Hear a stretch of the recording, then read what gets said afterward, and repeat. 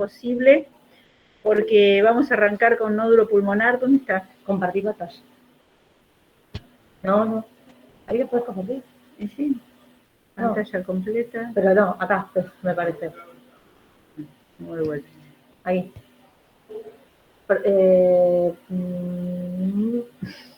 Una ventana. Una ventana, pones a ver. Ahí está. Ahora compartí. Ahí está. Lo que pasa es que no sé si los vas a ver a los chicos. No los voy a ver. No los vas a ver. No sé cómo hacen para verlo los chicos. Ahí está. ¿Ven la clase, chicos? Sí, se ve. Sí, se ve. Sí. Bueno, vamos a empezar, y por supuesto a mí no me ven, porque yo no lo sé armar con compartir pantalla y que me vean. Vamos a arrancar con esto que es nódulo pulmonar solitario. En la clase de hoy es tumores de pulmón, cáncer de pulmón básicamente. En realidad yo les voy a dar tumores de pulmón y pleura. Pero creo que vale la pena que leamos esto, que veamos esto de nódulo pulmonar solitario, porque muchas veces es el modo de presentación del cáncer de pulmón. Y la realidad es que tener un nódulo pulmonar solitario no es sinónimo de tener un cáncer de pulmón, pero es un indicio, es una entidad que ustedes van a ver frecuentemente, la famosa manchita en la radiografía, y bueno, para por lo menos tener idea de qué hay que hacer. Por definición, nódulo pulmonar solitario no es una entidad nosológica, no es una patología, es una anormalidad radiológica. Es típico que le pidan a un paciente una radiografía de tórax de control, ¿vieron? Cuando a veces por motivos laborales, una radiografía de tórax y encuentran una lesión que está rodeada de parénquima sano. Es una lesión densa, o sea que es bien visible y que mide menos de 3 centímetros. Hasta 3 centímetros decimos que es un nódulo. Después de 3 centímetros hablamos de una masa. Las causas más frecuentes del nódulo pulmonar solitario son los granulomas. Pacientes que han tenido una infección pulmonar, desde una simple neumonía a una tuberculosis, granulomas que a veces no sabemos por qué, por cuerpo extraño, por aspiración, gente que tiene algunos trabajos donde hay aspiración de polvos. Bueno, el organismo empieza a encerrar esas partículas extrañas y termina formando un nódulo, que a veces es visible en la radiografía. Siempre que ustedes quieran ver un nódulo, tienen que pedir frente y perfil. El carcinoma broncogénico es una forma habitual de presentación como nódulo pulmonar solitario. Si el paciente tiene un cáncer en otro lado o tiene antecedentes de un tumor en otro lado, puede ser una metástasis solitaria, un amartoma, que es un tumor benigno raro, y el adenoma, que también es un tumor benigno, más raro todavía. Estos son los porcentajes. O sea, cuando ustedes ven un nódulo pulmonar solitario, lo primero que le van a decir al paciente es: señor, quédese tranquilo, porque la mayoría de las veces son patologías benignas, porque en realidad lo es. Pero ¿qué pasa? Tenemos que, sí, claro.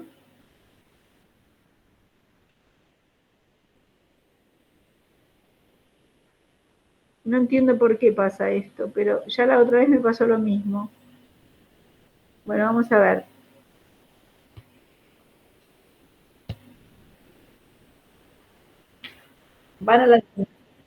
Sí, pero la estoy pasando manualmente de a una.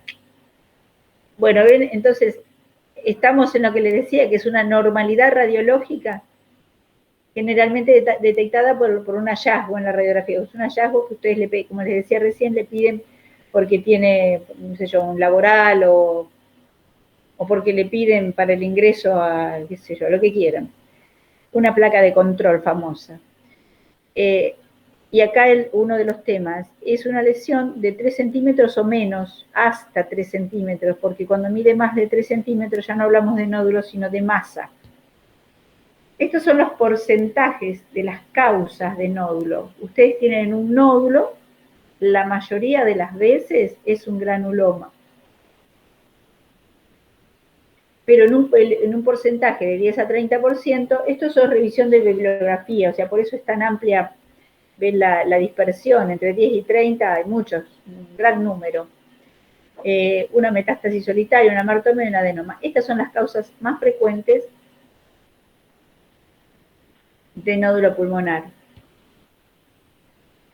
Ahora, si bien el 60% de los nódulos pulmonares son granulomas, un 50 o 60, ustedes tienen que valorar los aspectos clínicos. No es lo mismo encontrar un granuloma, un nódulo pulmonar solitario en un varón de 50 años, tabaquista de toda la vida, que en un chico de 16 años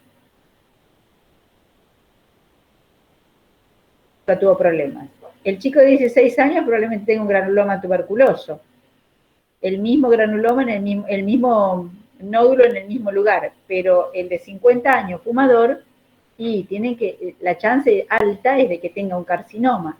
Entonces ustedes van a valorar en el contexto clínico el hallazgo. Por eso cuando le mandan la manchita en el pulmón, si no le mandan si ustedes no pueden hacer radiomancia, tienen que ver el paciente. Si ustedes ven la radiografía sola, el nódulo de pulmón es eso, van a hacer ese diagnóstico, nódulo pulmonar solitario. Si no tienen el contexto en el que está ese nódulo, no pueden decir mucho. Una mujer no fumadora de 50 años probablemente tenga un adenoma. Es más, por ahí le dice, mire, yo escupo sangre. Por ahí tiene un adenoma. En la mujer, el adenoma pulmonar, el adenoma bronquial, es frecuente en las mujeres no fumadoras. Y le hace pegar un susto bárbaro porque son pacientes que son muy hemotizantes. Hasta ahí vamos, chicos, interrúmpanme y pregunten porque quiero hacerlo lo más dinámico. Bueno, entonces, nódulo, ok, pero a valorar en el contexto clínico, bueno, si el paciente le dice que ha tenido un tumor de mama hace 5 años y la trataron, ustedes tienen que pensar que ser una metástasis solitaria. Tienen que trabajar con un criterio unicista, ¿entienden? No disparatado. Los aspectos que van a valorar y que le van a dar cierta orientación de que esto sea benigno o maligno, tienen que ver con la morfología del tumor, del nódulo. Cuando ustedes, nunca es muy aconsejable que hagan el seguimiento radiológico a largo plazo, pero por ejemplo, un nódulo que tiene hoy, y dentro de 3 meses está igual y ya tiene la chance, es estable, entonces tiene la chance de ser un nódulo benigno. O si ustedes ven que la lesión se va apagando. Para ver que la lesión se está apagando, pues está disminuyendo su densidad, ustedes tienen que, primero, la atenuación de la densidad tiene que ser homogénea, en todo el nódulo igual, no en el centro, porque si es en el centro probablemente esté calcificando o necrosándose, y eso les está dando indicio de otro diagnóstico.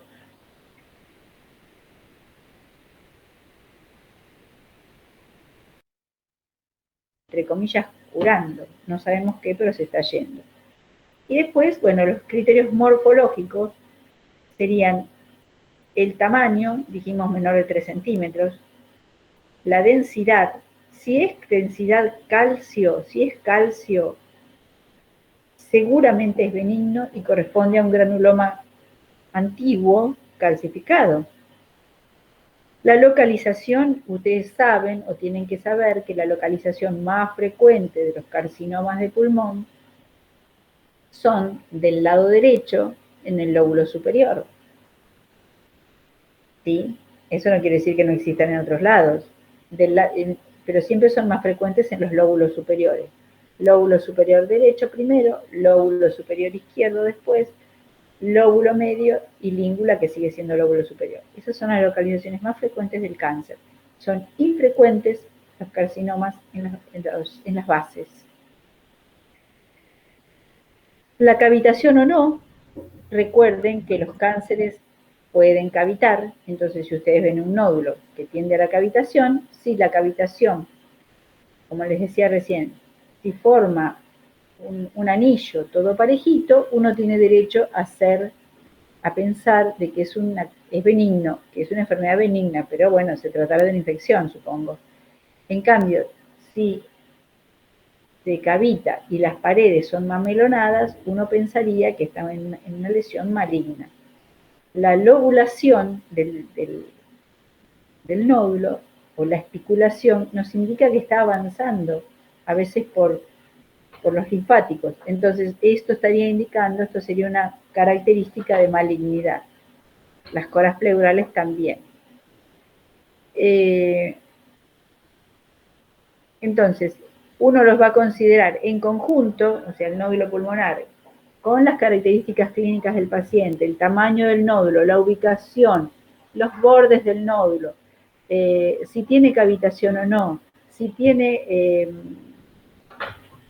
calcificación o no, si hay extensión hacia pleura, si hay lobulaciones, todo esto lo va a tener que pensar en el momento que ve el nódulo, ¿de acuerdo? Sí. Muy bien. Hay estudios retrospectivos de acá de 419 pacientes donde se valoraron la edad, como les decía,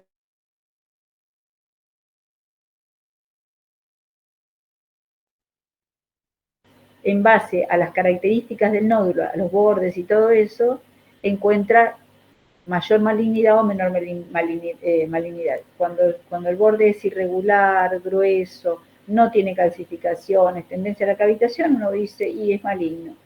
Tiene más, entonces apunta los cañones a diagnosticar una patología maligna y es más agresivo en los métodos diagnósticos.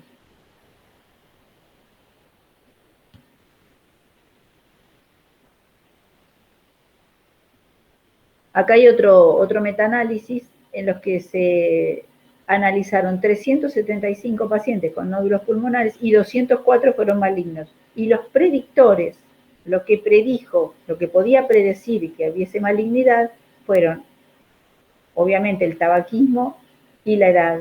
Es como yo les decía al principio, en un chico de 16 años, 20 años no fumador, con una mujer de 50 años no es fumadora, no es lo mismo que en un varón fumador.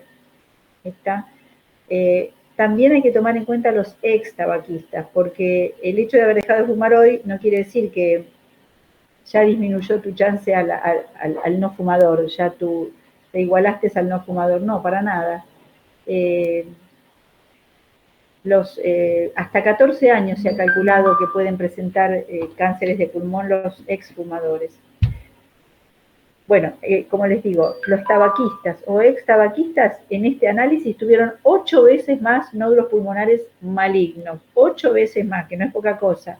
Y cada 10 años cumplidos de esta población se duplicaba la probabilidad de tener cáncer. O sea, a partir de lo que ustedes saben, el cáncer es una enfermedad de los 50 años para arriba. Bueno, desgraciadamente tengo que decirles que no es tanto, no es tan así. Doctora, disculpe, o sea que después de 14 años recién se puede tomar a un ex tabaquista que tiene... No te escucho bien. Si una persona deja de fumar hace 14 años, recién ahí pasa a tener la misma chance que un nuevo fumador. Sí, que la población general. Sí. Perfecto. Eso dice la estadística, pero yo he tenido pacientes de 18 y 20 años después de haber dejado de fumar que aparecieron con un cáncer de pulmón. Porque la realidad es que esto uno tiene que valorar muchas cosas. A lo mejor el paciente dejó de fumar, pero su pareja continúa fumando. Y fuma dentro de la casa o trabaja en un ambiente, continúa siendo un tabaquista pasivo. A veces gente que te dice que dejó de fumar y dice, sí, dejé de fumar, dejó de fumar con eso. Y un día le veo la pipa y me dice, sí, pero ya no fumo más. ¿Cómo que no fumo más? ¿Y eso qué? Ah, sí, la pipa sí, pero cigarrillos no, y bueno. Ellos saben, el paciente sabe que fumar tabaco es lo mismo, pero hasta yo diría que es peor. Bueno, chicos, ¿qué diagnóstico usaríamos para meternos en esto, dilucidando? Lo primero que buscamos es la tomografía, con y sin contraste. Por ahí, yo generalmente pido sin contraste. El con contraste a veces confunde. Puede realzar los bordes en los malignos, en fin. Pero uno puede tener las dimensiones exactas, puede tener los bordes un poco mejor estudiados y las relaciones del nódulo. El PET lo que nos dice es si hay metabolismo activo o no en el nódulo. Ustedes, el PET en pulmón es bastante engañoso, porque muchas veces tenemos un PET negativo y es positivo, o sea, es una neoplasia. El PET es ya les digo, ustedes tienen que tener en cuenta qué es lo que ve el PET. El PET lo que ve es metabolismo. Lo usamos para cáncer o para tumores, porque las células tumorales, al ser muy activas, se reproducen muy activamente, tienen un metabolismo alto. Pero si ustedes tienen una tuberculosis, una infección, también tienen células reproduciéndose. Si hay inflamación, una artritis reumatoidea, si hay inflamación, también tienen un metabolismo alto y también les va a dar positivo. Por eso yo recomiendo siempre que primero sepan de qué se trata. Y el PET a mí no me resulta como un método diagnóstico de cáncer, me resulta más, esto es mi experiencia, obvio, me resulta más como un método de estadificación, porque puede detectar, por ejemplo, metástasis que aún no son visibles en la tomografía por la resolución que tiene. Ahora, por ahí le da en columna lesiones captantes y el tipo tiene una artrosis. Tienen que saber distinguirlo y tienen que charlar con el radiólogo, que es el que tiene más experiencia, para ver qué le parece, ¿no? La captación. Bueno, la broncoscopía y la punción aspirativa con aguja fina. La broncoscopía, si tiene un nódulo periférico, nos sirve como biopsia para pedir un BAL, pero no va a llegar hasta donde está el nódulo. El broncoscopio llega hasta bronquios de segunda generación y con suerte, depende de la tecnología que tengan. Si ustedes tienen un broncoscopio muy finito que sirve para entrar muy profundo en el pulmón, y generalmente no pueden pasar la aguja de biopsia. El forceps de biopsia es muy finito y en la biopsia que van a tomar es, para decirlo en criollo, miserable. Probablemente no hagan diagnóstico. Si ustedes quieren tomar una buena biopsia, necesitan un broncoscopio de un calibre más grande. Van a pasar el forceps y van a tomar una biopsia. Tienen que tener la suerte de que esa zona esté infiltrada. Pero si el nódulo es periférico, no van a encontrar nada. Pero sí pueden hacer un lavado.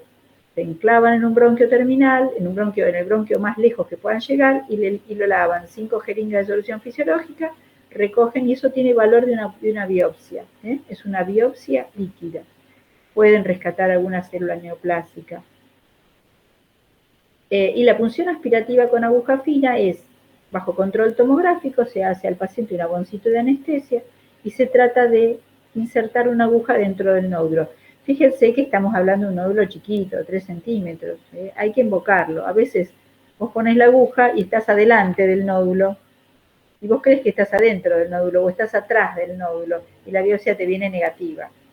O tenés la mala suerte que el nódulo tiene un centro necrótico, pusiste la aguja y sacaste tejido necrótico. O sea, todo método tiene su falla. Lo que hacemos con esto es, normalmente pinchamos el nódulo, hacemos la fotografía, la imagen, y si el nódulo se mueve o se umbilica en el centro cuando uno mueve la aguja, bueno, ahí tomamos la muestra. Se requiere bastante experiencia, es una maniobra que tiene complicaciones, pueden hacer un hemotógrafo, pueden hacer un sangrado. Y por último, el EBUS. ¿Alguien sabe lo que es el EBUS? No. El EBUS es una técnica nueva, no tan nueva, esto ya es una técnica de broncoscopía. Yo tuve la suerte de poder hacerla hacía broncoscopías en el Hospital Posada.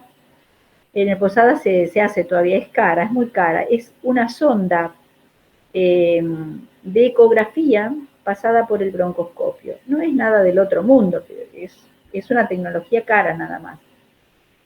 Se coloca el broncoscopio, al final tiene un transductor de ecografía, y se van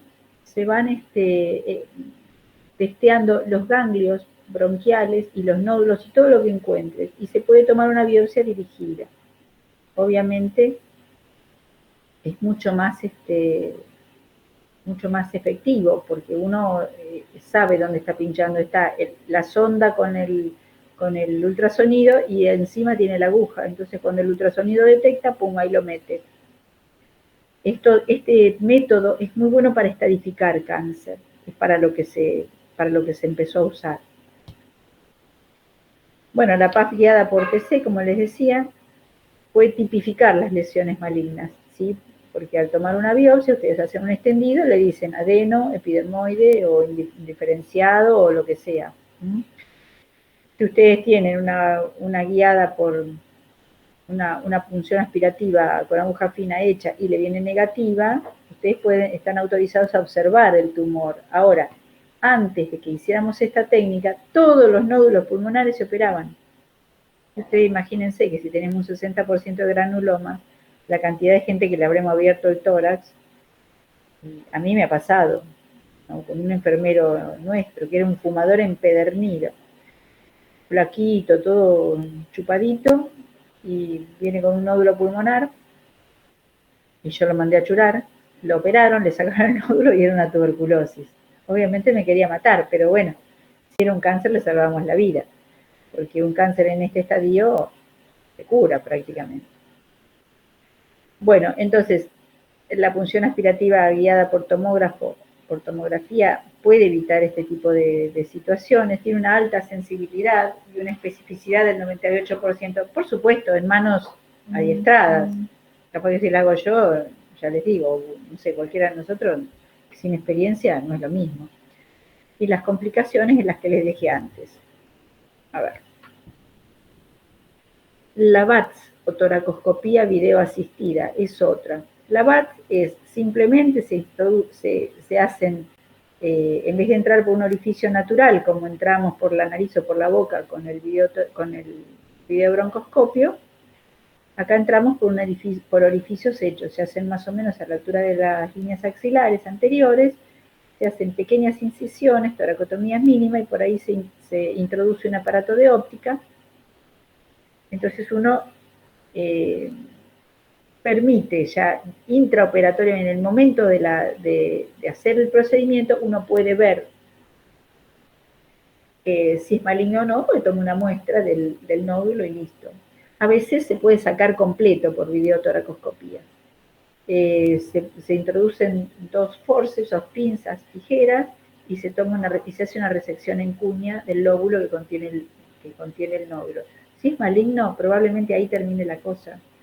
Se dan controles, se controla la aerorragia, por supuesto el paciente queda con un tubo hasta que el pulmón expande, pero tiene menos morbimortalidad que una toracoscopía.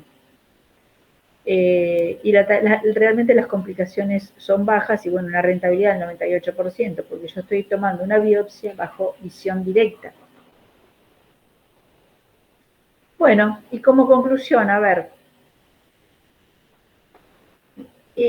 la decisión de qué método usar dependerá de ustedes. Si el nódulo es periférico, le pueden hacer una punción aspirativa con aguja fina, que es lo que generalmente hacemos para descartar, digamos, para tratar de tener una muestra del tumor. Ahora, si el paciente es un paciente enfisematoso, está lleno de bullas, probablemente no quieran hacérsela y sea más seguro ir a una VATS. Porque por ahí la posibilidad de que tenga un tumor maligno es muy alta y ya de una sola vez pueden extirparlo, si fuese maligno. Y si es benigno, bueno, lo habrán operado de gusto, pero la chance de malignidad es mayor. El método lo eligen ustedes, ¿ok? ¿Vamos bien hasta ahí? Sí. Bueno, acá terminamos con nódulo pulmonar. ¿Alguna preguntilla?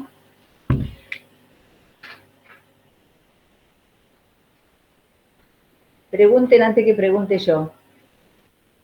Lo que habíamos visto del último estudio de la toracoscopía con video asistida, ¿no se hace o es menos frecuente? Sí, se hace. Sí que se hace, es muy, muy útil.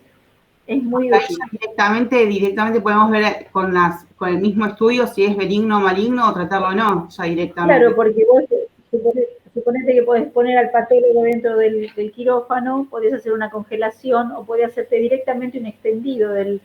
el patólogo generalmente lo que hace, corta el nódulo, hace una impronta en un cubre, en un porta, y la mira, la tiñe rápidamente y la mira. El patólogo sabe, diferencia rápidamente de células benignas o malignas. Por ahí te dice benigno, maligno. Si te dice benigno, terminaste la operación. Si te dice maligno, le haces la resección en cuña y se acabó la historia. Claro, Luego estadificaste. porque Claro, el resto de los estudios capaz que no salen, o que no tenemos claro, yo te recomiendo. sí. ¿Cómo es tu nombre? Sandra. Yo te recomendaría que si vos hiciste esto y que el patólogo te dijo maligno, bueno, ok, tenés un paciente añoso, fumador, lleno de enfisema. Probablemente controlas la hemorragia, le haces una resección en cuña y vos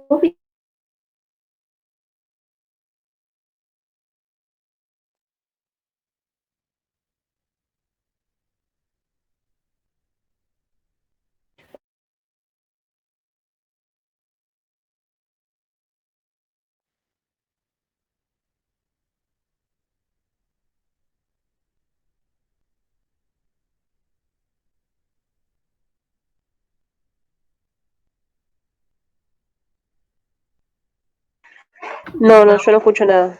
Sí, sí, también.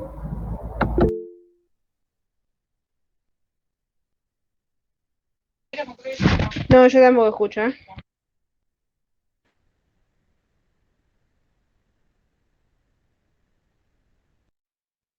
los escucho bien, chicos. ¿Esto se ve? Ahí volvió, se había tildado.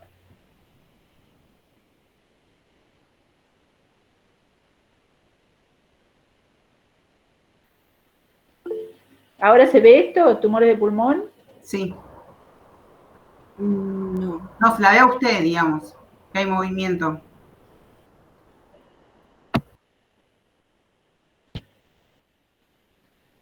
¿En serio me decís? Sí, quedó la diapositiva de toracoscopía de video asistida, nada más.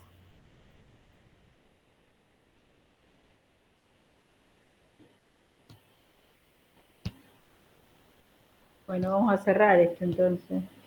¿Ahora? Ahora estamos todos en la pantalla sin ninguna presentación. ¿Ahí la ven? No, todavía no. No, todavía no. Espérate, a ver que yo soy más un desastre con esto.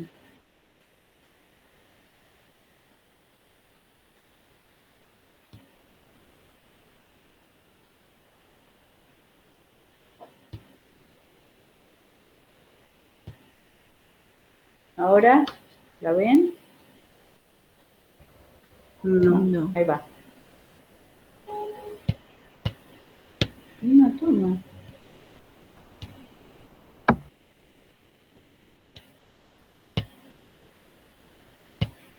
Ahí va. ¿Ahí la ven? Ahí está presentando, sí. Sí. ¿Cómo? Sí, ahora sí la vemos. Bueno. No sé por qué se me ocurrió hacerla tan oscura esta presentación. Estaría de mal humor.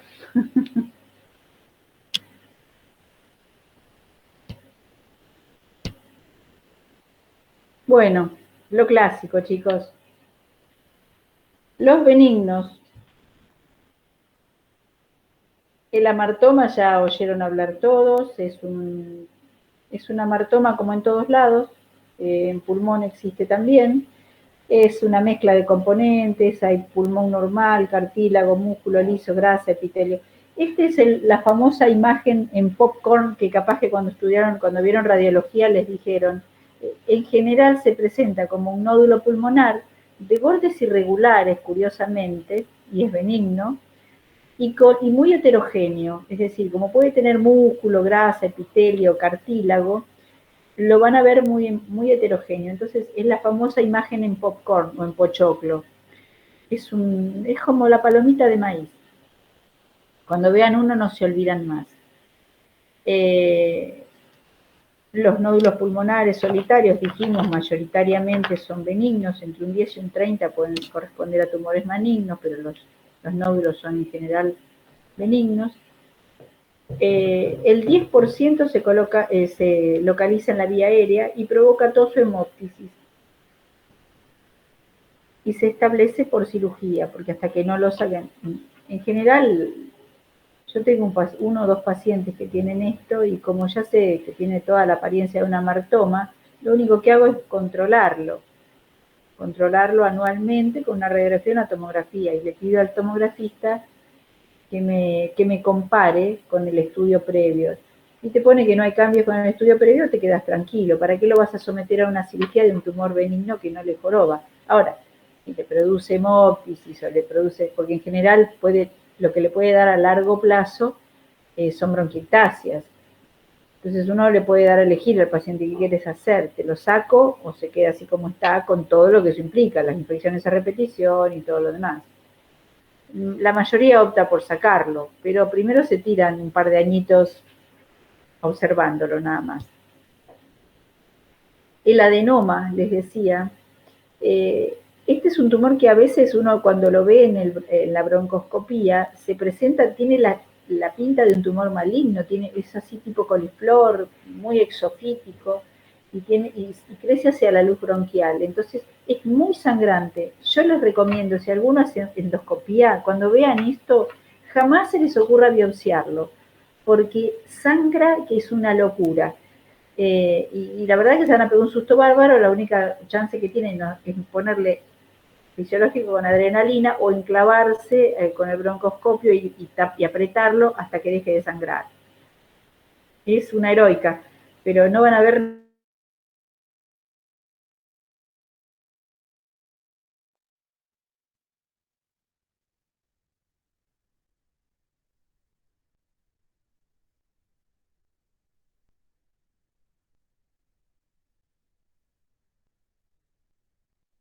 ¿No se escucha de nuevo? Llegó el cuco.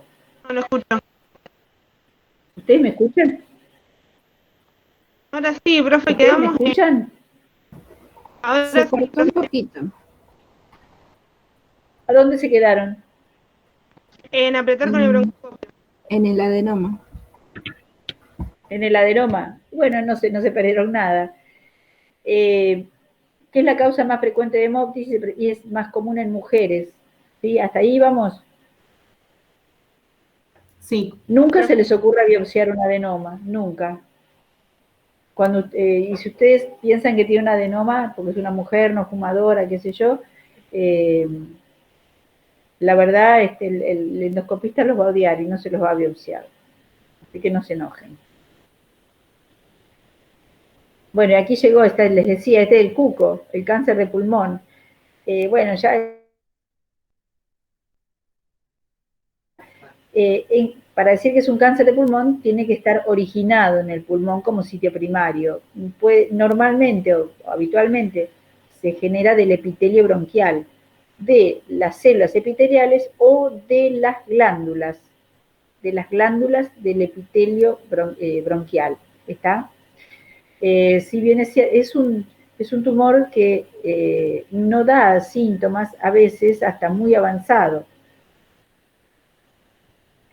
Si bien tiene una cierta historia, digamos, está relacionado con el padre tuvo cáncer de pulmón, el hijo también, pero no necesariamente, porque ha transmitido las mutaciones, los oncogenes, pero no necesariamente tiene que estar relacionado, además, con factores ambientales, con factores de riesgo. Si tu papá tuvo cáncer de pulmón y falleció en cáncer de pulmón y vos no fumás, la chance de tener cáncer de pulmón existe, pero es muy baja, casi te diría en la población general.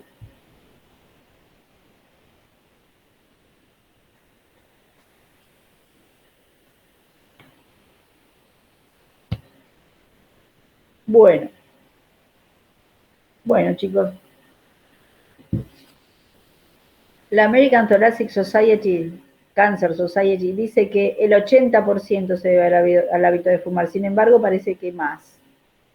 Cuanto más fuma, más riesgo. Puros, pipas, cigarrillos, todo tiene el mismo riesgo para cáncer de pulmón. No es que va a tener más cáncer el que fuma 2 atados por día que el que fuma 10 cigarrillos, ¿eh? No está relacionado con el número.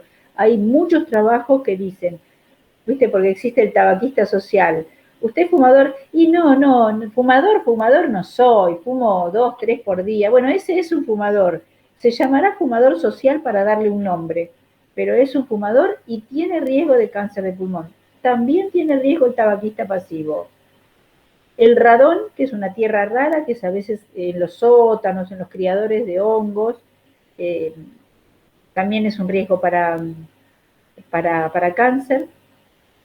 Y una cosa que ahora ya casi no se ve es este tema del asbesto, las minas, los aislantes. ¿Saben dónde se ve? ¿Vieron el fibrocemento?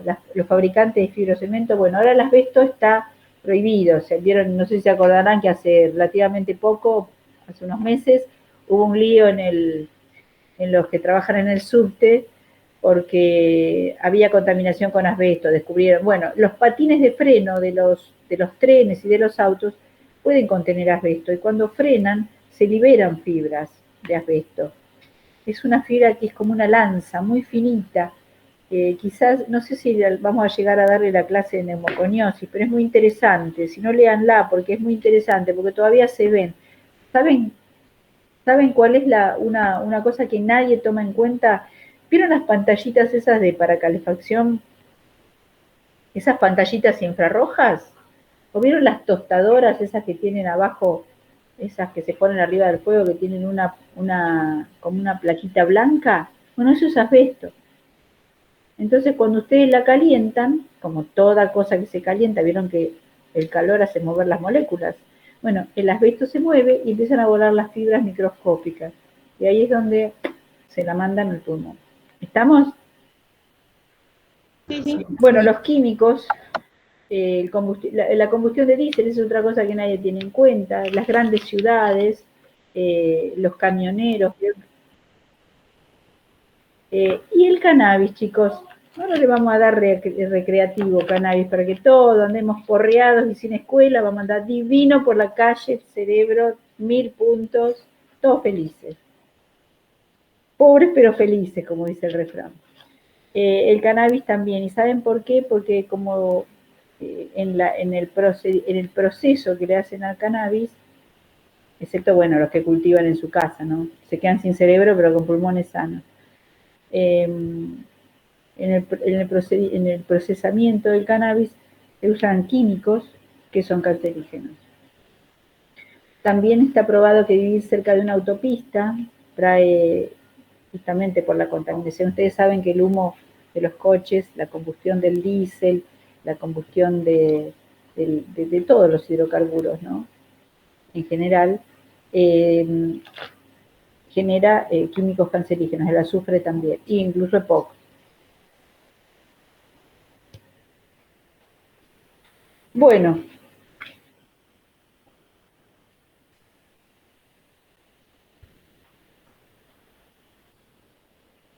es la tercera causa de muerte después de los accidentes de tránsito. Es una barbaridad. Porque la verdad, ¿ustedes conocen algún caballo o vieron alguna vez un gato, un perro que tenga cáncer de pulmón?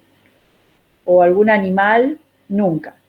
El cáncer de pulmón casi es exclusivo del hombre. ¿Se dieron cuenta? Pero los caballos no fuman. Los gatos tampoco. Los gatos de 4 patas, digo. ¿Se dan cuenta? Entonces creo que son un montón de muertes evitables si solamente cambiamos un hábito o concientizamos de un hábito tan nocivo como el fumar. Van a quedar otros, obviamente, pero si el 80% son relacionados con el fumar, imagínense la cantidad de muertes que podríamos evitar solamente no fumando. Y muertes por cáncer, no estoy hablando de cardiovascular, EPOC y todo eso que también se relaciona con fumar. En nuestro país es la primera causa de muerte por cáncer, o sea, lejos el pulmón es el órgano que más cáncer, que más muertes por cáncer produce. Y en la mujer, esto es una información, me parece un poco vieja, sustituyó el cáncer de mama. No es que la mujer fuma más, es que sí, fuma más, fuma igual que el hombre, no es ni más ni menos, fuma igual. Lo que pasa es que el cáncer de mama, como había cobrado mucho vuelo y ahora hay mucha más prevención. Las chicas, como empiezan a tomar anticonceptivos más tempranos, las chicas se controlan, hacen controles ginecológicos más tempranos. Fíjense, el cáncer de pulmón sustituye al de mama, pero cada vez vemos cánceres de mama en mujeres más jóvenes. Lo que pasa es que se curan más. O sea, vieron, estas estadísticas a veces son un poco engañosas, uno tiene que leer bajo el agua, ¿no? Y leer entre líneas estas cosas. Bueno, seguimos. ¿Hasta ahí vamos, chicos? Sí, profe. Bueno, a grandes rasgos lo clasificamos en pequeñas células y no pequeñas células. La mayoría, afortunadamente, el 75% de los cánceres de pulmón son adenocarcinomas, anaplásicos y epidermoides. O sea, este NSCLC significa no small cells lung cancer. No, se los digo, están las siglas en inglés, pero es el carcinoma no pequeñas células. Y el small cells, el cáncer de pequeñas células o células de avena, es solo un 25%. Y gracias a Dios, solo un 25%. Bueno, aquí lo tienen explicado en esta diapo. El no pequeñas células, mayores de 50. Es importante, chicos, que estos lo sepan, porque ¿se acuerdan lo que decíamos del nódulo? Ustedes ven el nódulo y después me dicen a quién van a dar vuelta como una media y van a meter en la máquina picadora de carne y con quién se la van a tomar más con calma. De todas maneras, nunca con calma total, porque la medicina siempre nos sorprende. Siempre mayor, uno lo piensa más en mayores de 50 años, hay una distribución en sexos, en género parecida, la relacionada con el hábito de fumar, bueno, lo que ya vinimos hablando. ¿Está? Ah, bueno, me salió media rara esta radiografía. Fíjense, esto ya no es un nódulo, es una masa. Ustedes se dan cuenta los bordes que son como lobuladitos, que no son lisos. Sí. Este es un paciente, miren dónde están los diafragmas, miren qué largo que tiene el pulmón, ¿sí? Este es un pulmón enfisematoso. ¿Perdón?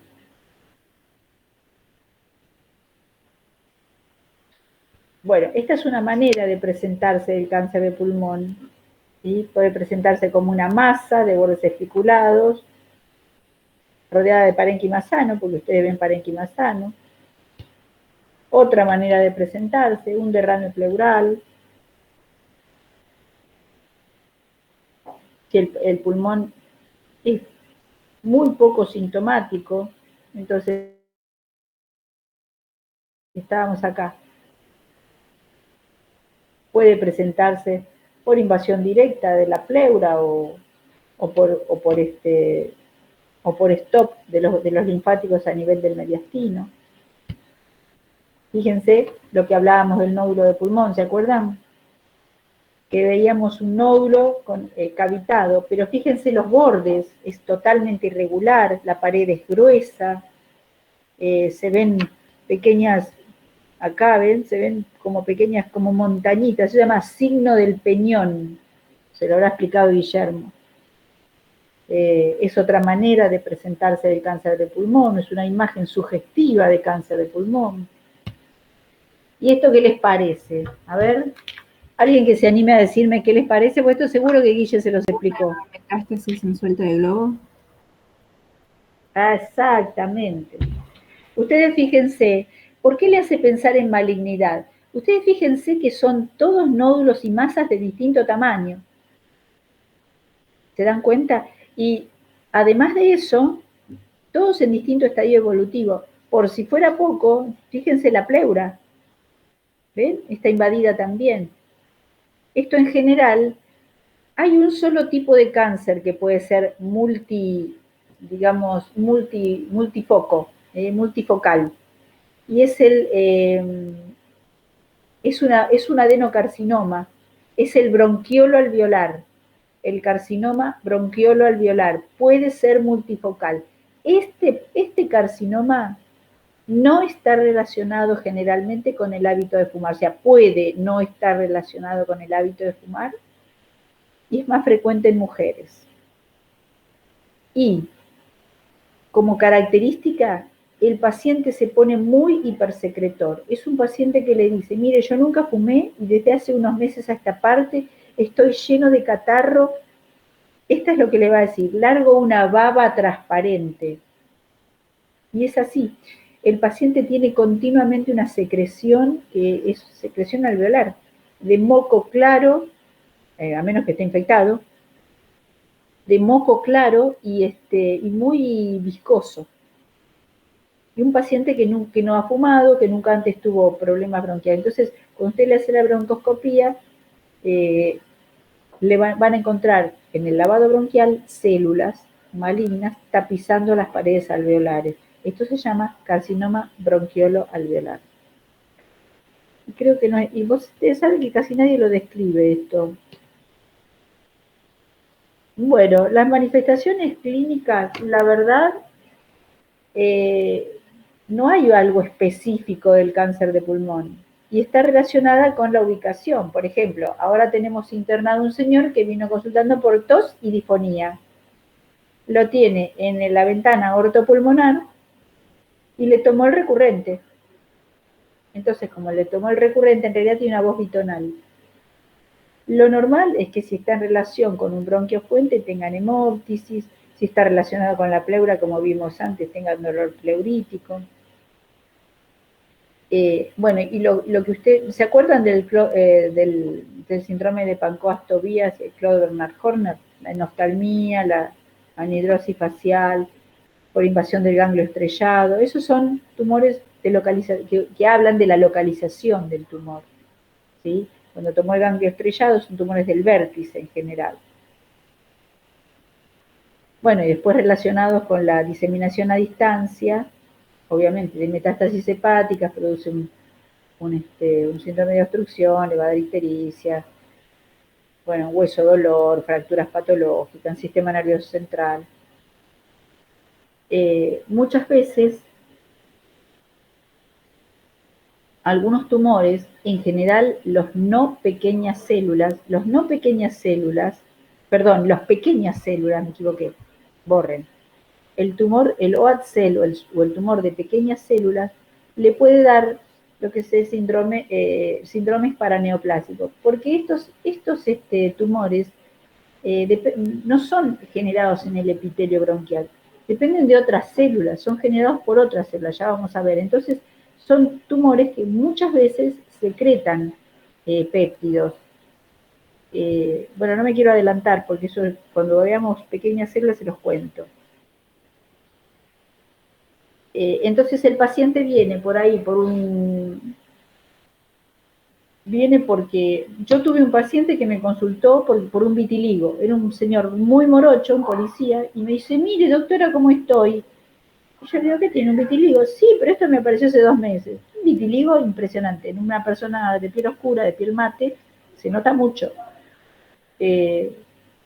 Otra paciente por un desarrollo de hipertensión, una hipertensión que no se le controlaba con nada. Otro más desarrolló un asma que tampoco, un asma del adulto que no se controlaba con nada. Bueno, porque estos secretan péptidos. El Pancoast, acá está el Pancoast-Tobías. ¿Se acuerdan cómo era? Acá un criollo le puso de Ricaldoni. Es el tumor que toma el vértice superior del pulmón y da característicos, da síntomas muy característicos. Me están interrumpiendo, perdón. Bueno, lo más característico es que le duele el brazo. Vieron que a veces pasa eso, que viene un dolor tipo neurítico, el dolor no se relaciona con el movimiento, la región es generalmente cubital del brazo, es por la afectación del plexo braquial. no tiene, y a veces pueden tener hasta atrofia muscular. El Clover Horner es por la afectación del ganglio estrellado. Esto, chicos, léanlo ustedes porque si no se hace muy larga la clase. La verdad que se van a volar. Ya llevamos 1 hora.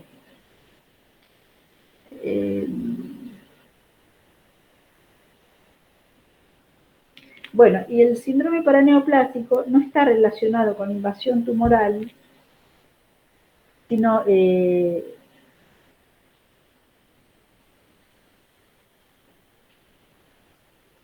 puede llegar a anticiparse hasta 5 a 10 años, 5 años a la aparición del tumor. O sea, el tumor no es visible todavía y ya se está manifestando el síndrome paraneoplásico. Hay muchos síndromes paraneoplásicos. Los más vistos son anorexia, caquexia, pérdida de peso, fiebre, polimiositis o dermatomiositis. En tumor de pulmón es bastante frecuente la atrofia muscular, es bastante frecuente. Hipotensión ortostática, trombosis, también las trombosis, que si bien fueron mejor descritas en los tumores de páncreas, en pulmón también, trombosis venosas profundas, aparición de un lupus-like síndrome, o sea, aparición de manchas en la piel, lesiones, bueno, miastenia gravis. Bueno, hay millones, montones. No se las voy a decir todas porque el síndrome paraneoplásico es un tema. La hiper o hipocalcemia en el tumor de pulmón es bastante frecuente. Aumento del ácido úrico también. La anemia casi le diría que es de regla. Y la coagulopatía, lo que les decía recién, es las trombosis venosas profundas. Bueno, la eosinofilia también se ve. La verdad, hay montones de síndromes paraneoplásicos. Léanlos ustedes, nadie le va a preguntar la lista completa porque es una locura. Esto sí es más importante, es tener la sospecha clínica. Nadie diagnostica lo que no sabe. ¿Y cuándo van a tener la sospecha clínica de que el paciente puede tener un cáncer de pulmón? Primero por el interrogatorio que ustedes hacen, el paciente que se les presenta, un paciente mayor de 50 años, varón, fumador, y le hacen la radiografía, parece un nódulo pulmonar solitario. Por ejemplo, o otra cosa, un derrame pleural, o como vimos, una lesión cavitada. La radiología puede ser cualquier cosa. Le van a pedir un CEA, carcinoma embrionario, reactantes de fase aguda, la LDH, el aumento de las plaquetas. También es un paraneo, les diría casi, el aumento de las plaquetas, pero también es un reactante de fase aguda, así que las lesiones, lo hematológico es importante acá. En la tomografía es el método de estudio para ver las relaciones que pueda tener y la extensión del tumor, si hay afectación del mediastino. Está. Cuando pidan la tomografía, no se pierdan de pedir tercio superior de abdomen. ¿Por qué? Porque la primera estación... ¿Se les está cortando todo a mí nomás? ¿Cómo? ¿Lo están escuchando? Yo escucho bien. No Sí, sé, como no los escucho que dicen nada, yo por ahí sigo, ¿viste? ¿Ustedes están escuchando? Sí. Sí, se escucha. Bueno, les decía, esto sí es una pregunta que les pueden Escucho hacer. recortado, La primera estación de metástasis son las suprarrenales. ¿Sí? ¿Me escuchás? A ver, la verdad que no sé por qué. ¿Ahora? Sí, se escuchó de lo de las suprarrenales. Entonces les decía, la primera estación, exacto, son las glándulas suprarrenales. Así que cuando ustedes tienen la sospecha, o cuando van a pedir un tórax, no se pierdan de pedir tercio superior de abdomen, porque primero que el tercio superior de abdomen está muy relacionado con tórax y con todo lo que pasa en pulmón. Si el paciente tiene una pancreatitis, es probable que tenga un derrame pleural. ¿Está? Y no es un derrame pleural por una patología pulmonar, sino por su pancreatitis. Así que tercio superior de abdomen, pídanlo. Si el paciente tiene una cirrosis, tiene hipertensión portal, también va a tener repercusión en el pulmón. Así que no se pierdan de pedirlo. Doctora, hay una pregunta. En un síndrome Sí. para neoplásicos que los síntomas pueden aparecer antes de la manifestación de detectarlos. Si yo le hago un laboratorio y busco marcadores, ¿ahí me salen o tampoco? Podría no salir, pero vos ya sabés que tiene los síndromes paraneoplásicos en general dan idea de una lesión en una glándula o en un órgano que en realidad no la podés demostrar, no la podés comprobar. Vos lo tenés que seguir, porque no vas a saber que es un paraneoplásico hasta que no aparezca la neoplasia.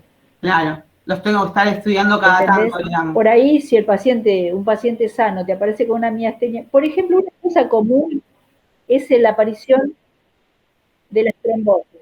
Si vos tenés una trombosis venosa profunda en un paciente sano, joven, que decís no tiene riesgo para trombosis venosa, la trombosis es un paraneoplásico muy frecuente.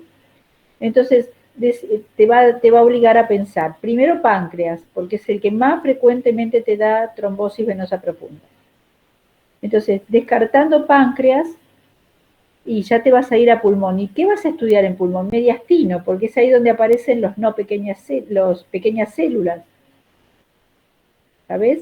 Entonces, por ahí te encontrás que el paciente tiene un tumorcito de 0,5 en el mediastino.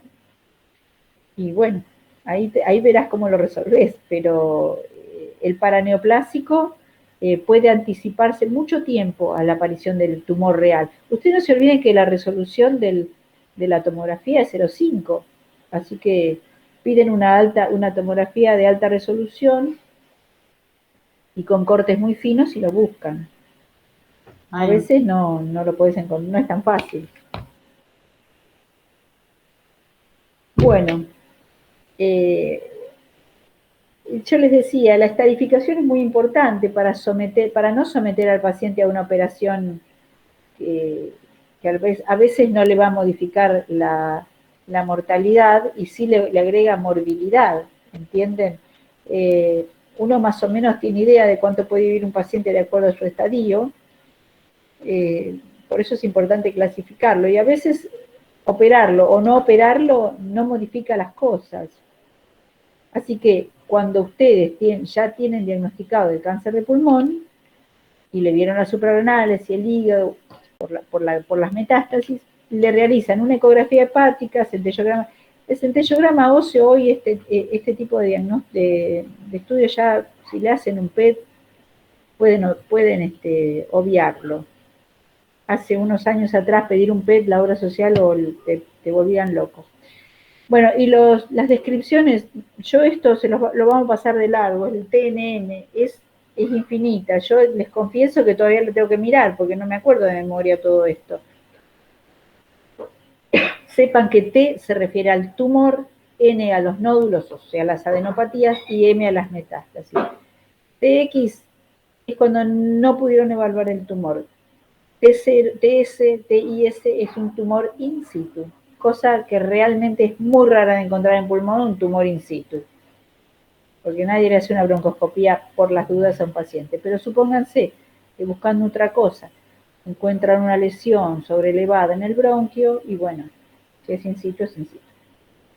Entonces, en TNM les decía, N son los ganglios que pueda tener, NX, regionales que no pueden ser evaluados, T0 no hay metástasis ganglionaria, después 1, 2, 3, de acuerdo, sea unilateral, bilateral, ¿entienden? No nos vamos a detener en esto porque es muy engorroso y ya les digo, yo lo tengo que mirar cada vez que tengo uno. Y las metástasis son MX, no las evaluaron, M0 no hay metástasis. Ustedes ya le hicieron el PET o le hicieron el estudio y vieron que no encontraron metástasis a distancia. Cuando hay metástasis hablamos de estadios avanzados, obviamente. Miren, estadio 0, esto yo después se los paso y ustedes lo leen.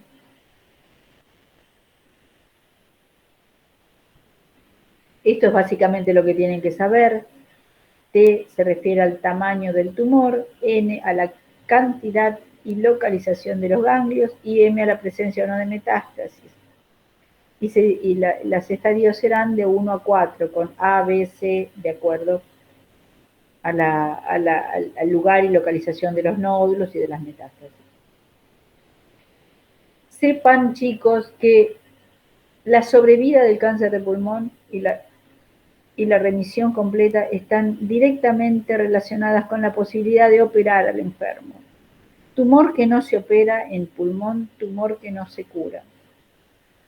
Es raro encontrar, o sea, no es raro, sino es infrecuente encontrar el paciente que venga con el cancercito ahí chiquitito y se pueda operar y no tenga ni metástasis, ni nódulos, ni nada. Porque como el paciente es un tosedor crónico, un fumador, no es un tipo que le guste venir al médico. Pero por eso arranqué todo esto con el nódulo pulmonar solitario y la importancia que tiene cuando ven la famosa manchita. Pero no tiene que ser resorte del neumonólogo. El neumonólogo no tiene que llegar ahí. Ustedes como clínicos, cuando ven la famosa manchita, no pierdan tiempo. Ya si lo quieren mandar, si me lo quieren mandar como neumonóloga, me lo mandan con la tomografía hecha. Entonces ya con la tomografía, yo ya le pido la fibrobronco o le pido la PAF.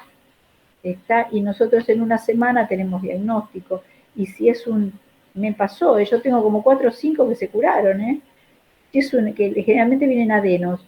Es un adeno, lo mando a operar, vuelan todo y a otra cosa. Y lo controlamos y a 5 años tiene una sobrevida excelente. Ahora, cuando ya empieza a haber metástasis, o empieza a haber, bueno, si hay metástasis, olvídense, pero si hay ganglios, a veces el ganglio ustedes lo ven porque es macroscópico, pero si hay células, son microscópicas y no las van a ver, no las va a ver el cirujano, no va a ver nadie. Entonces ya implica otros tratamientos, tiene que hacer quimioterapia o radioterapia y ya tiene otra evolución, otra mortalidad. Muchas veces el paciente no es quirúrgico en el momento que viene a ustedes. Ojo que el tema de que sea quirúrgico o no.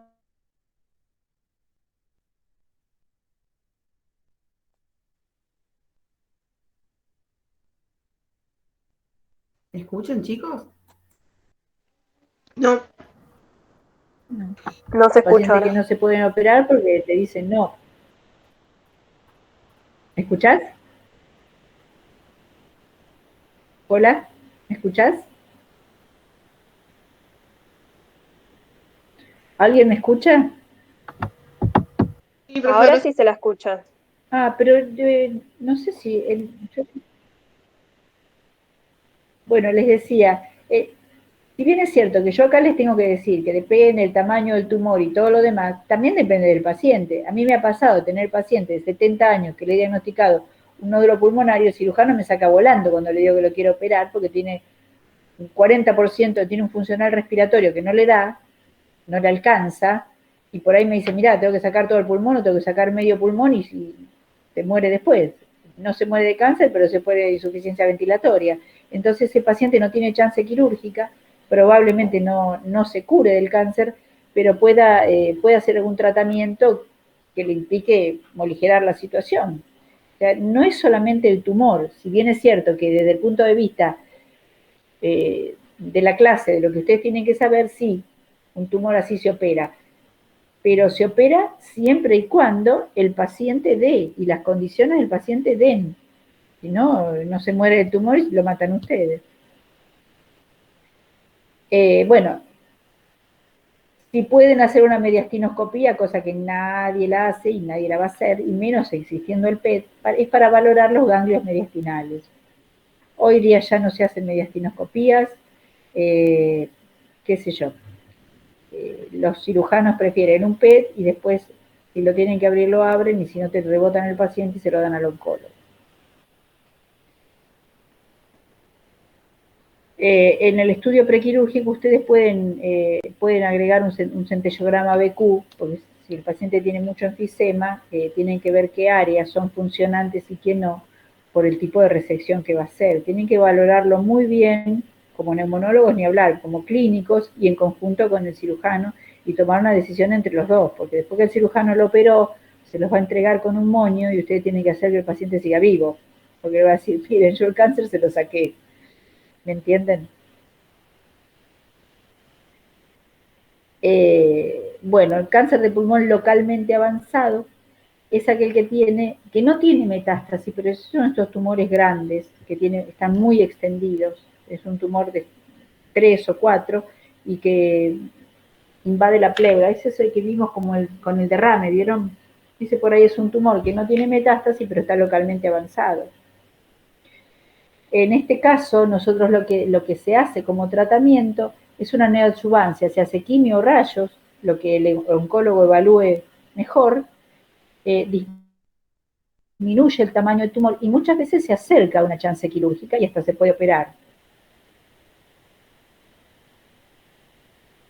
Porque la verdad es un problema que tienen unos pegoteos. Bueno, la radioterapia es un recurso, como les decía antes, como cuando el paciente no puede ser operado. Entonces, lo puede hacer como adyuvancia o como método o como único tratamiento, digamos, en el caso que el paciente no pueda o no quiera operarse. Y como criterio paliativo para el control de síntomas. A veces cuando los pacientes tienen mucho sangrado o cuando tienen metástasis con mucho dolor, le indicamos radioterapia de manera paliativa, nada más. No van a prolongar la sobrevida, pero va a tener una mejor calidad de vida. Y acá viene otro cuco, el pequeñas células. ¿Vamos bien, chicos? Hasta aquí, díganme si tienen alguna pregunta de los no pequeñas células. No, está bien. Eso es muy aburrida la clase, ¿no? Pero se entiende a grandes rasgos, ustedes tienen que ver a grandes rasgos cuándo sospecharlo, porque realmente no tenemos una imagen patognomónica de cáncer, sino que decimos esto puede ser un cáncer. Tenemos que valorarlo en el contexto del paciente, usar los métodos diagnósticos a nuestro alcance. No hay no hay un síntoma de cáncer de pulmón. Son síntomas que pueden corresponder a muchas cosas. Bueno, y el no pequeñas células, afortunadamente, es un tumor poco frecuente o menos frecuente, que son tumores neuroendocrinos. Por esto es que yo les decía que dan frecuentemente síndromes paraneoplásicos porque son neuroendocrinos, derivan de las células de Kulchinsky y pueden ser diseminados o localizados. Es un tumor que frecuentemente debuta por sus metástasis. Por ahí un paciente fumador de, qué sé yo, 70 años que viene con una ACV, ustedes le hacen la tomografía y se llevan la sorpresa, porque tiene una metástasis cerebral y una placa de tórax normal, bueno, normal para un enfisematoso, ¿no? Y cuando lo estudian, tiene metástasis de pequeñas células. A veces los tumores son tan chiquititos que son indetectables y ya le dio una metástasis cerebral. Le diría que un elevado número de pacientes, más del 50% de los pacientes, viene por la metástasis. Son tumores no quirúrgicos. El pulmón, células, es un tumor que se considera diseminado desde su diagnóstico. Así que el tratamiento siempre va a ser por quimioterapia y radioterapia de las lesiones generalmente cerebrales. Si tuviéramos la suerte de tener una remisión completa de este cáncer, en ese caso le indicamos radioterapia craneal. Miren cómo serán de frecuentes las metástasis cerebrales, que sin poder demostrar una metástasis cerebral, le podemos indicar radioterapia craneal profiláctica. Y bueno, son tumores de muy mal pronóstico igual. Los pacientes tienen una sobrevida cercana a los 2 años, 1 año. Bueno, ¿qué hacen ustedes como internistas?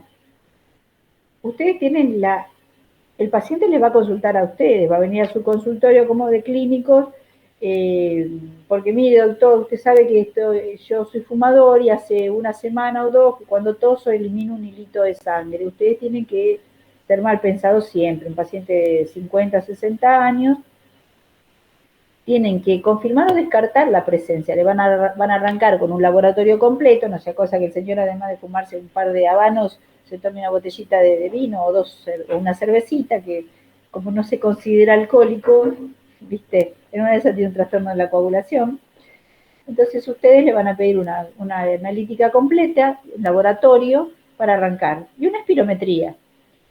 Con eso ya van a saber si el señor tiene un enfisema, si el señor, o un EPOC, van a saber si tiene o no algún nódulo visible, y si tiene alguna afectación en la sangre, con la cual hasta pueden estar sospechando un paraneoplásico. Nunca se pierdan de pedir una calcemia en estos pacientes. Y ya ahí se les va a abrir el panorama. Cuando ustedes vieron el nódulo, ya saben cómo estudiarlo. Cuando vieron si tiene un problema en la sangre, le pedirán o una ecografía hepática. Acto seguido le pedirán una tomografía. Si vieron el nódulo, una tomografía con tercio superior de abdomen. Y ahí arrancarán. Le pedirán una PAF, una punción aspirativa con aguja fina, y una fibrobroncoscopía. Y ya, chicos, tuvieron el diagnóstico. No es tan difícil, ¿no? No, profe. Siempre ustedes como internistas, se dan cuenta, ustedes como internistas tienen que tienen otras patologías. Si el paciente es hipertenso, si es diabético. Ustedes, en un paciente de 70 años que ha sido fumador, pueden esperar cualquier cosa. Diabetes e hipertensión sería lo más fácil. Tienen que descartar que tenga enfermedades arteriales. Señor, ¿usted cuando camina le duelen las piernas? Bueno, pensar que tiene una polineuritis paraneoplásica o tiene una claudicación intermitente. Señor, ¿dónde le duele? Oh, pero yo me duele la espalda. ¿Qué tiene? ¿Un derrame pleural? ¿Tiene una metástasis en la columna? ¿Tiene artrosis? ¿O tiene una descalcificación típica del paciente fumador que pierde calcio por todos lados? Son pacientes muy complejos, así que ustedes, como buenos internistas egresados del Morón Hospital, tienen que mandárselos con un moño rosa diciendo, mire, tiene esto y está tomando esto y esto para controlar estas enfermedades. Así son los internistas de Morón. Modestia aparte. Bueno, entonces, ¿alguna pregunta, chichis? ¿En estos también hacen como primer vía de metástasis en las suprarrenales? No te escucho. ¿Estos cánceres también hacen como primer lugar de metástasis en las glándulas suprarrenales? No.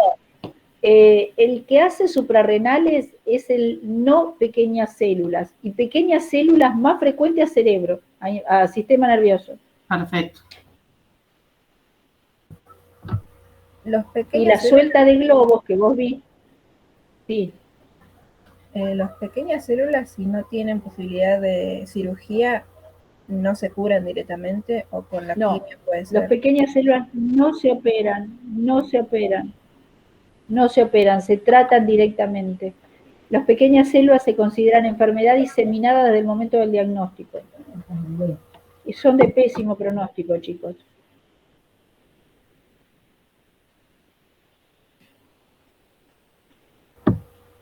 Bueno, en 15 minutos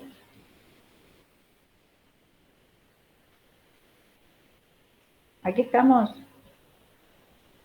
Sí. Tengo una clase más.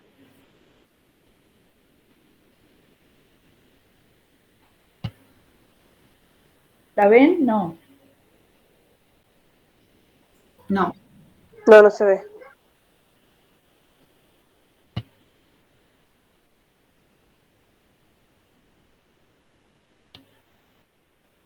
Ahora la van a ver. ¿Ahora sí?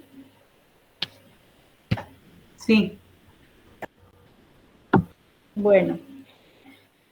Pleura.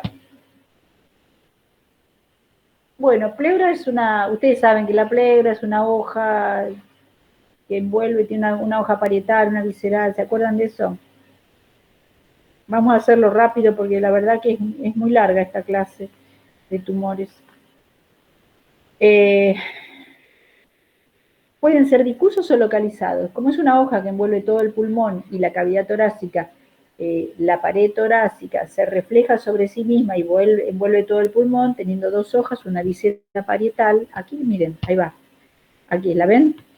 Entonces, aquí arriba tienen los alveolitos pulmonares, la primera hoja de la pleura visceral que envuelve todo el pulmón, se refleja sobre sí misma y vuelve sobre la parietal. En el medio hay una cavidad virtual, ¿sí?, recubierta por una hoja de mesotelio. Las hojas son mesodérmicas, y tiene una capita de mesotelio en el medio. Y acá en el medio de esa cavidad virtual hay un líquido que es una capa molecular, o sea, la cavidad es virtual, ustedes nunca pueden ver esa cavidad normalmente. Después abajo tenemos la grasa subpleural y la pared torácica con sus músculos. Todas estas lesiones, todas estas estructuras son pasibles, imagínense la variedad de tener tumores propios de cada una de esas estructuras.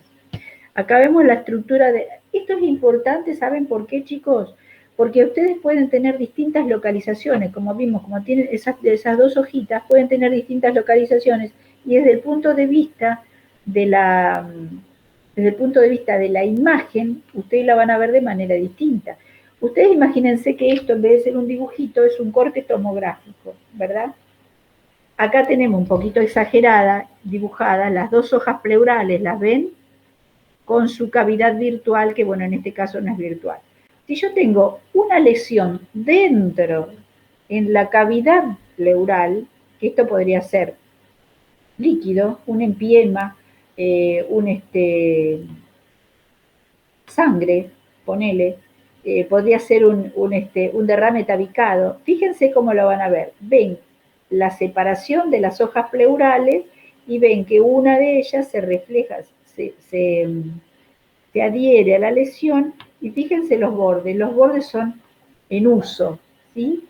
Son como, se van atenuando lentamente. Esto es porque la lesión está dentro de la cavidad pleural y la otra hoja, la hoja parietal, no se ve deformada. ¿Qué pasa si la lesión, fíjense, en este caso también, ¿ven cómo lo ven? Ven la hoja parietal y la hoja visceral. ¿Ven las dos hojas? ¿Ven que se separan? ¿Ven que aún acá se separan? Sí. Ahora, cuando ustedes ven la lesión es extratorácica, o sea que está por fuera de la pleura parietal, ¿sí? Por fuera de la pleura parietal, ven cómo empuja las dos hojas pleurales sin separarlas. Fíjate acá, acá y fíjate acá. Cómo empuja las hojas sin separarlas. Es una lesión que empuja desde afuera hacia adentro. Y si la lesión es intratorácica, toca la pleura, la puede incluso empujar, pero se ven las dos hojitas no deformadas. Esto a ustedes, cuando ustedes ven la imagen, le puede ayudar a determinar. Esto, supónganse, puede ser un absceso que el paciente de un hematoma, qué sé yo, de los músculos costales, y esto, bueno, ahí sí podría ser un tumor que está llegando a la pleura. El mesotelioma es el tumor de la pleura. La pleura es un tejido mesotelial. Es lo más frecuente en pleura. No hay muchos tejidos que puedan dar tumor en pleura, o sea, si son primitivos, ¿no? Y puede ser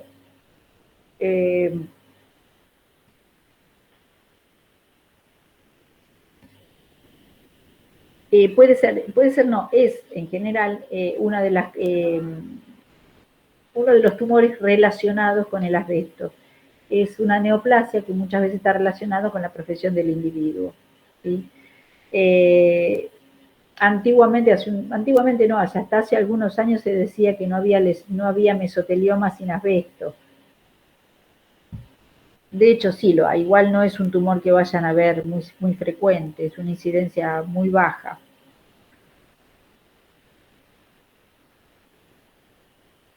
Y en general se relaciona con el asbesto después de 10 años de haber tenido exposición a asbesto. tiene forma epiteloide o forma sarcoide, no, estas son formas histológicas del tumor, no hay mucho que ustedes puedan saber, lo que tienen que saber es cómo lo van a ver. Fíjense, puede debutar como un derrame, es frecuente que debute como un derrame pleural, ¿sí? O van a ver una pleura, ¿ven que es la pleura parietal? Mamelonada.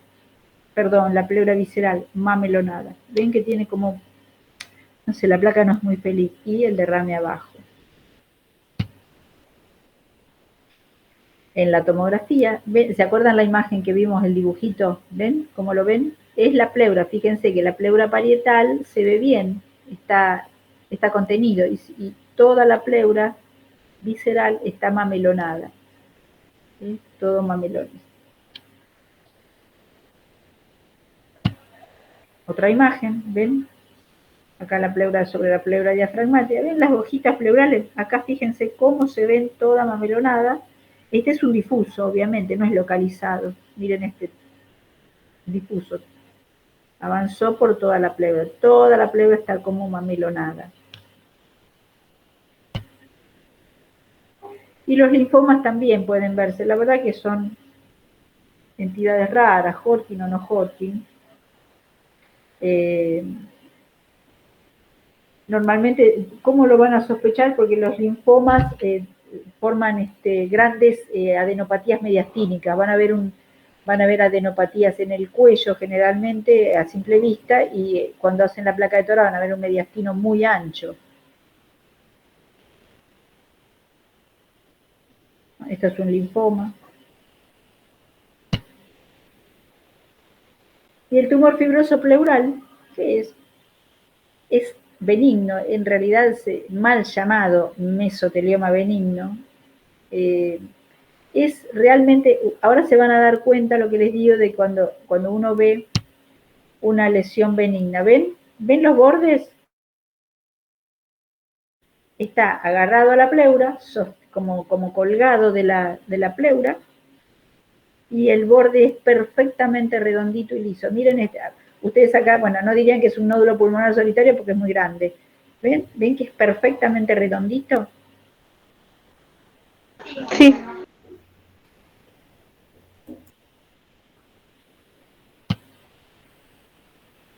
Bueno, aquí están las características, que son las características de la benignidad: una masa redondeada, bien definida, de bordes netos, homogénea. Puede haber calcificaciones también, si a veces tienen una evolución muy, muy lenta y muchos años, generalmente se descubren, son hallazgos. No requieren mayor tratamiento en cuanto no molesten demasiado, si el paciente, si no se lo sacan. Miren. Ya ve, acá, miren este tamaño, ahí ya tendrían que trabajar un poco más. Pero yo he visto tumores de este tipo y son en general indolentes, son de hallazgos y no pasan así años y años con el mismo tamaño, que no crecen ni nada. ¿Ven? Pero si el paciente tiene algún factor de riesgo, qué sé yo, por ahí se lo sacamos. Y el lipoma, ustedes ya saben lo que es un lipoma no es de la pleura, sino de los tejidos adyacentes a la pleura. Después de la pleura, antes de la muscular en el tórax, hay grasa, y puede aparecer un lipoma, el lipoma puede entrar. Esto también se ve muy frecuente, y los lipomas se ven mucho en mediastino. Son tumores benignos que asustan mucho porque pueden adquirir gran tamaño, y como son blandos, a veces, a veces son blandos, a veces pueden dar la idea o la falsa idea, y pueden ser lobulados también, entonces pueden dar la idea de que no está bien, de que puede malignizarse. Ojo que existe el liposarcoma, ojo. Ven, la densidad que tiene es baja, pero fíjense cómo uno ve que se está metiendo en el tórax, ¿no? O sea, que del tórax se está metiendo en la pleura, al revés. Esto porque deriva de la grasa torácica. ¿La vimos? Bueno, lo ven acá, se ve muy tenue, pero ven esta, que es como un huevito así. Sí. Es la densidad.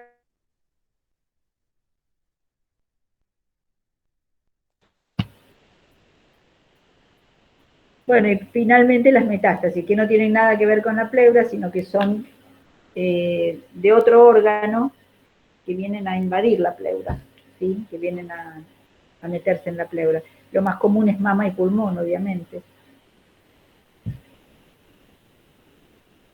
Pueden ser únicas o múltiples. Bueno, acá la ven, ¿no? Claramente. Estas metástasis. Miren. Flor de metástasis, pero son, en general son múltiples, ¿no? Raramente tienen una metástasis única. Bueno, niños, se acabó.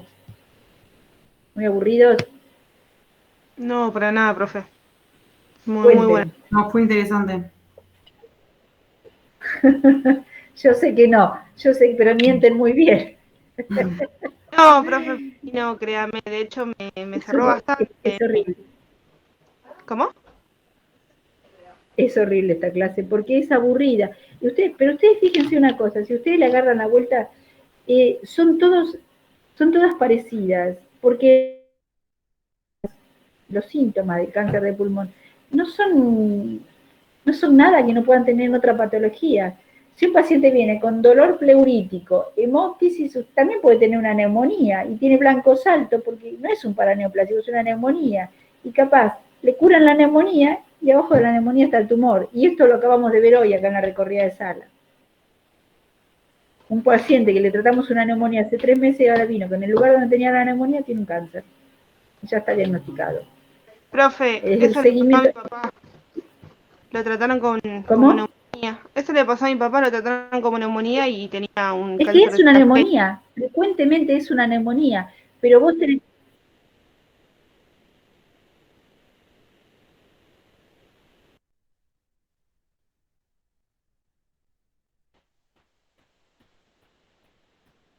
¿Cuál era?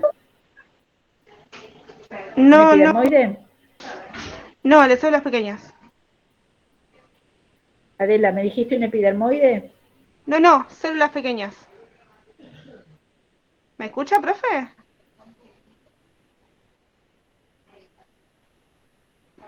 Es el peor de todos.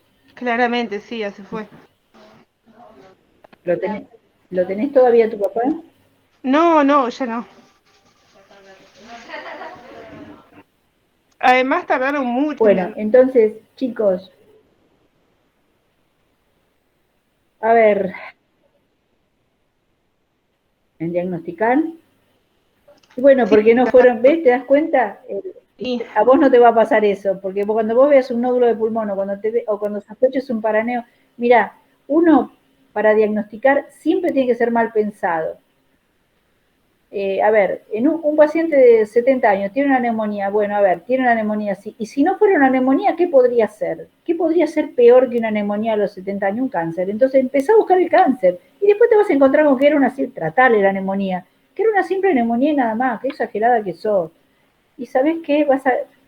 Está bien, tengo muchos años en esto, ¿no? Muchos años de neumo, pero yo tengo 5 cánceres de pulmón, que los tengo en seguimiento todavía, curados. Yo me he puteado con los cirujanos, y no te digo cualquier cirujano, el jefe de la EDO, una paciente con una artritis reumatoidea. Ustedes saben que la artritis reumatoidea hace nódulos. Bueno, la paciente, como yo la conozco, yo sé que fumadora, todo mal, empezó a andar mal. Y la artritis estaba controlada y la eritro la tenía muy alta. Y le digo, bueno, con un eritro, y empezó a subir el LDH. Y le digo, bueno, mirá, a mí no me gusta y tenía nódulos. Lo llamé al doctor Reilly y le dije, mirá, Jorge, tiene esto y esto. Este nódulo hay que sacarlo porque, bueno, me llamó por teléfono, me dice, estoy en el quirófano. Digo, sí, la paciente tiene un granuloma, un nódulo tuberculoso con calcificación y todo. Digo, uy, bueno, qué sé yo, una mujer grande. Me dice, y además, ¿sabes qué? Tiene un adenoma, un carcinoma que mide 0,1. ¿Escuchás? 0,1. Un hallazgo. Pero la mujer sigue viva. Entonces, vale la pena, chicos, vale la pena. La mujer, ya, esto fue como hace más de 5 años. La mujer sigue viva y sin síntomas. Le sacamos un adenocarcinoma, le tratamos la tuberculosis y siguió con su artritis reumatoidea. Pero son así los pacientes. A vos no te van a venir como dice el libro. La señora es efisematosa, tiene una artritis reumatoidea, tuvo una tuberculosis, tiene un montón de nódulos por su artritis, una artritis de larga data. Y bueno, ¿qué va a hacer? Es el paciente que te toca, pero hay que ser detectives en esto. No se queden con el primer diagnóstico, no se queden con lo primero que ven, no se queden con lo más fácil. Vayan al fondo de la cosa, así es como van a recuperar pacientes. ¿Alguna preguntita más?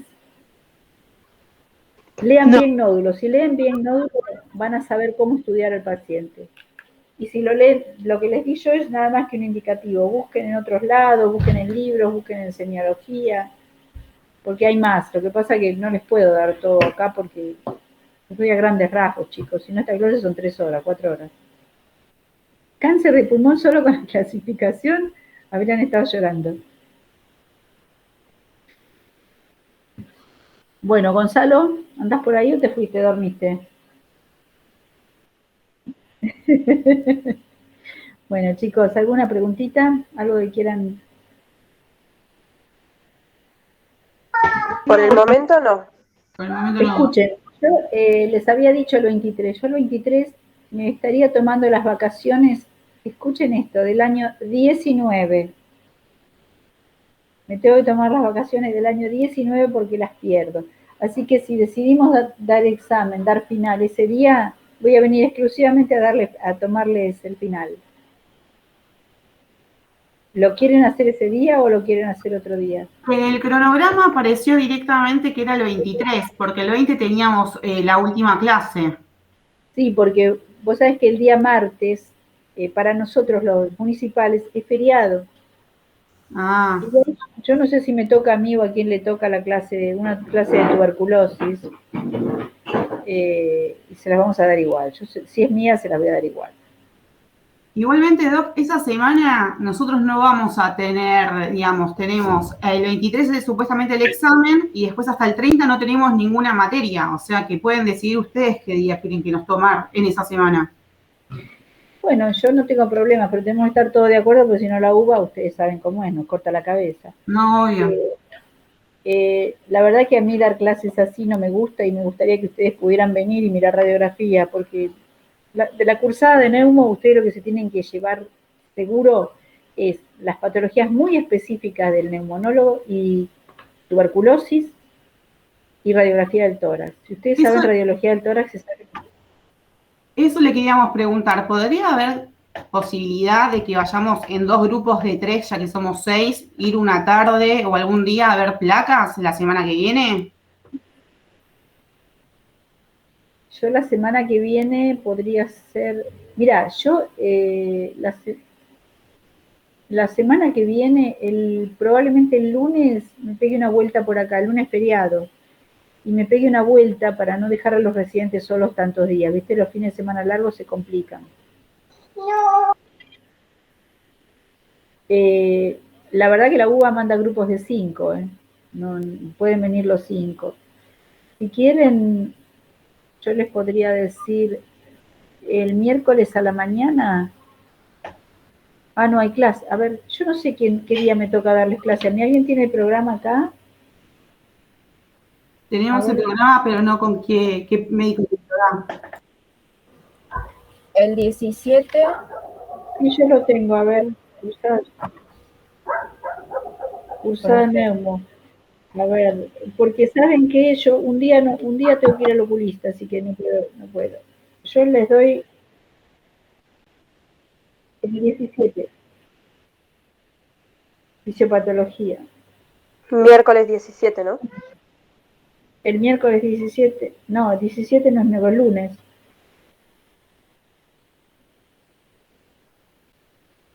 No, martes tiene que ser, lunes de feriado. Martes.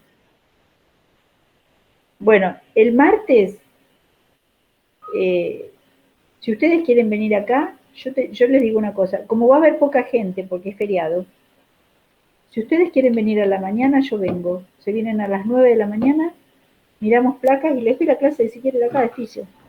El martes no es feriado, profe, para el Sí, mi municipio. amor, no sé qué es del municipal, qué sé yo. Ah, para ellos sí, en Morón. Perfecto. Ah, Yo no tendría problema, ir, Doc. Ese Perfecto, día, profe. bueno, hacemos así, pero entonces el día de trabajo tengo que ver. voy a avisar en la jefatura que ustedes van a venir y van a estar conmigo nada más, los encierro ahí, tráiganse todos los barbijos y todo, por ustedes, no por mí no, porque yo creo que los virus me rebotan a mí ya. Vénganse a las 9 de la mañana el martes y yo voy a estar acá. ¿Querés? Ok, muchas gracias. Genial, muchas gracias. No me fallen, porque si me hacen levantar temprano no vienen. No, vamos a ir. Bueno, cuídense, los veo el martes. Gracias. Muchas gracias, hasta luego. Igualmente, gracias. Anoten todo lo que quieran preguntar, anótenselo para no olvidarse y lo vemos. Y la clase de Guille que les dio el doctor Nettemann yo no la tengo, la debo tener, sí, en algún lado, pero no la miré. Así que ustedes me cuentan los patrones, lo que vieron, y yo les muestro las radiografías. ¿Quieren? Bueno. Bueno, nos vemos el martes. Nos Gracias. vemos, hasta Bye. luego. Chao, chao.